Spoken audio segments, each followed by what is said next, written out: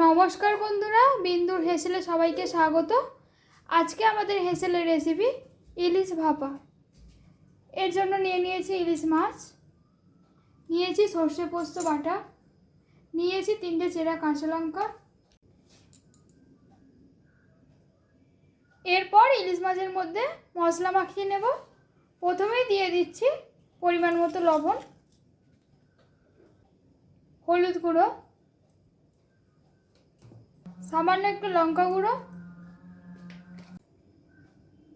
এরপর দেওয়া হচ্ছে সর্ষে পোস্ত বাটা।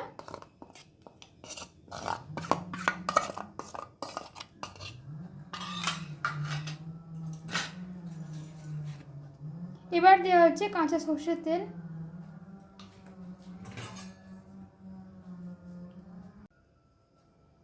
এবার মাছ মশলা দিয়ে খুব ভালোভাবে মাখিয়ে নেওয়া হবে।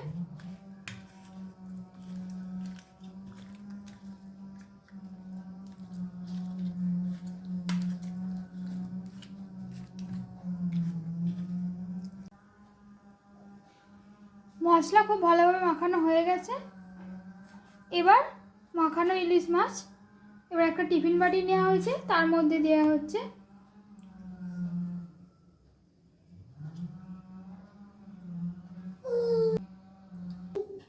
টিফিন কৌটোর মধ্যে মাছ ভালোভাবে সাজিয়ে নেওয়া হয়ে গেছে। এবার দেওয়া হচ্ছে 3টে চেরা কাঁচা লঙ্কা, দেওয়া হচ্ছে আরও একটু কাঁচা সর্ষের তেল,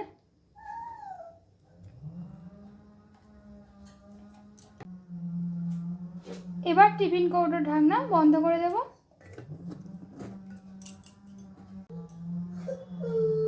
কড়াইয়ের মধ্যে জল গরম বসিয়ে দেওয়া হয়েছে। একটা স্ট্যান্ড বসানো রয়েছে, এবার স্ট্যান্ডের ওপর টিফিন কৌটো বসিয়ে দেওয়া হলো।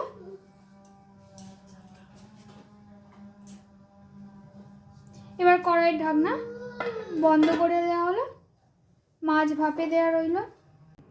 আধ ঘন্টা পর কড়াইয়ের ঢাকনা খোলা হয়েছে, এর ভাপানো হয়ে গেছে। এবার টিফিন কৌটো নামিয়ে নেওয়া হচ্ছে।